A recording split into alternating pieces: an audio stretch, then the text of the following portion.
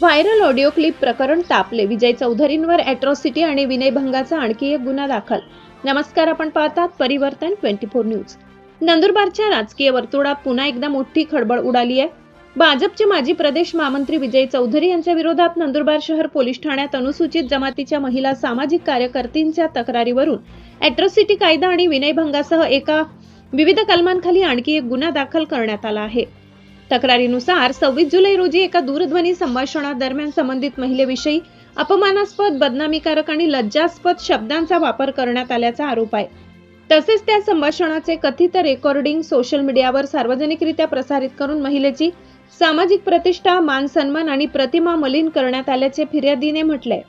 या प्रकरणी नंदुरबार शहर पोलीस ठाण्यात भारतीय न्याय संहितेतील संबंधित कलमे तसेच अनुसूचित जाती जमाती अत्याचार प्रतिबंध अधिनियम 1989 अंतर्गत गुन्हा दाखल करण्यात आलाय.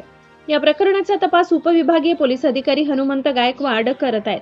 दरम्यान या कथित ऑडिओ क्लिप प्रकरणावरून जिल्ह्यात यापूर्वीही राजकीय वातावरण तापले होते. विविध संघटनांनी निषेध आंदोलन, निवेदन आणि कारवाईची मागणी केली होती. आता या नव्या गुन्ह्यामुळे विजय चौधरी यांच्या अडचणीत आणखी वाढ होण्याची शक्यता व्यक्त केली जात आहे.